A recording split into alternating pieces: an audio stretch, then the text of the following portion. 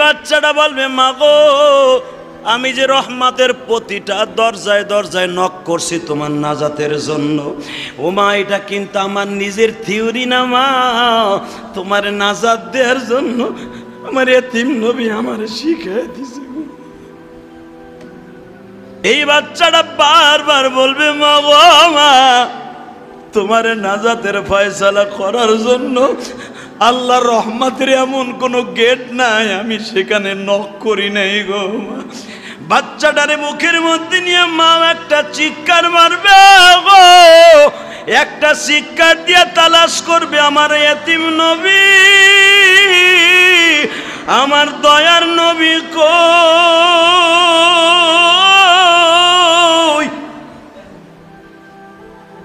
একটা দৌড় দিয়ে এতিম নবীর কাছে চলে যাবে।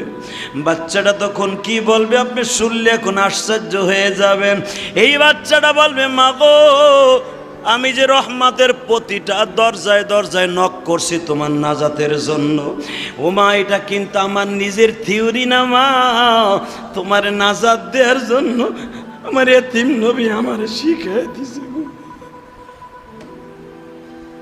কেমনে শিখাই দিল 2 মিনিট শোনায় দেই। আমার নবী যখন মদিনার মসজিদে মদিনার মধ্যে বাজান দাঁড়ায় দাঁড়ায় কথা বলতেছে, হঠাৎ করে মা বাবার ওয়াজ শুনিয়ে সাহাবারা কানতে কানতে কেউ বেহুশ হয়ে পড়িয়ে গেলেন। আমার নবী ওই স্টেজ থেকে মেম্বার থেকে বাবা কাইত হয়ে পড়ে যাওয়ার উপক্রম হয়ে গেলেন। আমার নবী বলতেছে, ও সাহাবীরা, তোমাদের কার কার মা বাবা মুসলমান অবস্থায় মারা গেছে?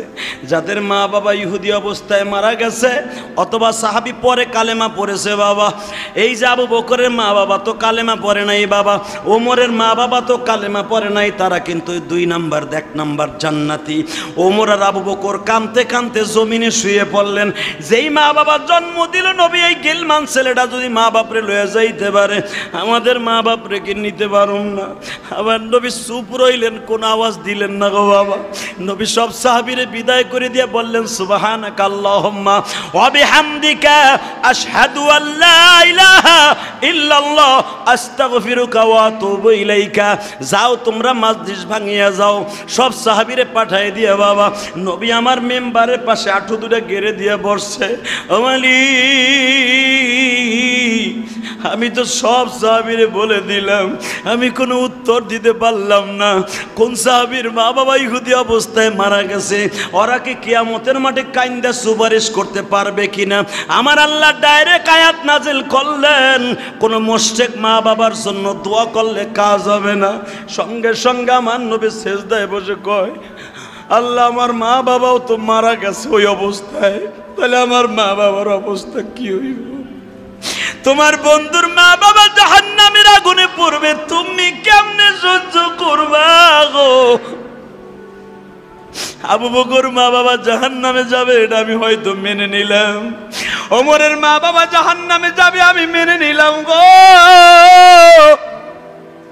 কিন্তু তোমার বন্ধু মুহাম্মাদের বাবা মা কেমনে জাহান্নামে যাবে তুমি কেমনে মাইনা লইবা? আমার আল্লাহ নবীর কান্না সহ্য করতে পারে নাই গো বাবা।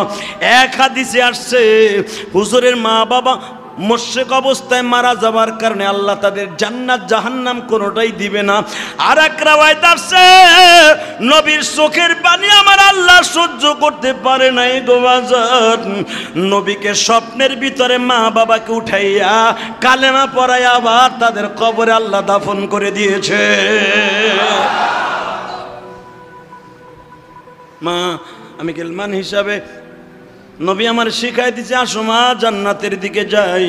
তাহলে এখন আপনারা আমার কথার উত্তর দেন, সন্তান যদি নেককার চাই গেলমান হবে বাবা, কোনো মুশরিক ইহুদি নাসারার সন্তান কিন্তু আল্লাহ গেলমান বানাবেন না, গেলমান বানাবেন মুসলমানের সন্তান। আলহামদুলিল্লাহ বলেন। তাহলে যাদের সন্তান ছোটকালে মারা গেছে এটা সার্টিফিকেট আছে আপনার, ইনশাল্লাহ বলেন জান্নাতে যেতে পারবেন ইনশাল্লাহ বলেন। তাহলে আশা আছে তো সবাই। কিন্তু এখানে একটা কথা আছে, সন্তান চাইতে হবে নেককার সন্তান। কি সন্তান? গর্বে সন্তান আসলে সদা সর্বদা আপনার বিবিরে বলে দিবেন সব টিভি দেখা বাদ, বোরকা ছাড়া রাস্তায় বের হওয়া যাবে না, বাজার ঘাট এখন আর তোমার না, এখন আমার। আপনার পুত্রবধূরে কইবেন এখন আমার নাতি পোতা নেককার দরকার, তুমি আর কখনো বের হবা না পর্দা ছাড়া। তুমি পর্দা করলে আমার নাতিরা পর্দাশীল হবে, আমার নাতনিরা সুন্দর হবে, রাবেয়া বস্তির মতো হবে। এইভাবে যদি আপনি ওয়াজ করে ফ্যামিলিটারে সুন্দর রাখতে পারেন, যদি পরবর্তীতে যারা খারাপও যদি হয়ে যায়, আপনার আল্লাহর কাছে জবাব দিতে হবে না। বাজানদের ডাইন দিকে তাকায়া দেখবে 100 তলা একটা বিল্ডিং, 6666 তলা বিল্ডিং। আমি আপনাদের কাছে প্রশ্ন করব, মনে চাইছিল ইট বালুতে গাঁথা, সিমেন্টে গাঁথা একটা ইটের গাঁথনি, একটা 10 তলা বিল্ডিং, একটা ফ্ল্যাটের ভাড়া দিতে পারেন নাই। আজকের ডাইন দিকে তাকাই যখন দেখবেন 6666 তলা বিল্ডিং, বলেন তো আপনি চিৎকার মেরে তখন কেমন আনন্দ লাগবে? আল্লাহ সেই কথাই বলে, মা তাশতাগি আনফুসুকুম ওয়া লাকুম ফিহা মা তাদউন নুজুলাম মিন গফুরির রহিম। এ বান্দা, তুই আর কতটুকু আমি মাওলার কাছে চাবি? কিয়ামতের মাঠে আমি আল্লাহ যেই মাজলিসে বসিয়া, যেই ময়দানে বসে তোর বিচার আচার করব, ওই মাঠটা থাকবে আরাফার মাঠ।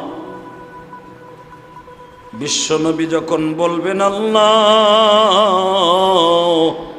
আমার জাতির পিতা ইব্রাহিম বলেছিল, নমরুদ যখন তোমারে মার্ডার করার জন্য তীর ধনুক লইয়া যুদ্ধে পাহাড়ে উঠছিল, জমিন থেকে 11,000 কিলোমিটার রাস্তা বেঈমান শকুনের পরে ভর করে মাথার চূড়ায় উঠিয়া তীর তোমার থেকে নিক্ষেপ করছিল।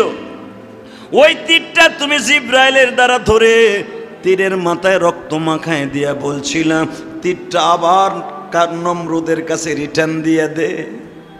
তখন জিব্রাইল বলছিল, মালিক,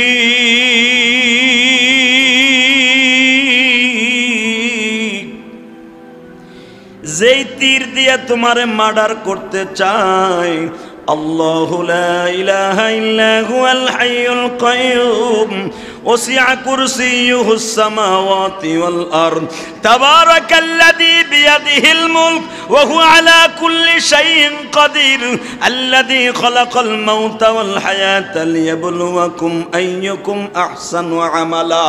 তুমি মৃত্যু দাও, তুমি জীবিত করো, কবরে মাত্র দেওয়ার সঙ্গে সঙ্গে মৃত্যু মানুষটার জীবিত করো। আজকে একটা মৃত্যু তীরকে তোমার এখানে আনার পরে এটাকে আবার রিটার্ন দিবা, আমি জিব্রাইল সহ্য করতে পারি না। আমার মালিক বলে, জিব্রাইল রে, যদিও নমরুদ বেঈমান, আমি তো কোনো মানুষকে জমিনে বেঈমান করে পাঠাই নাই।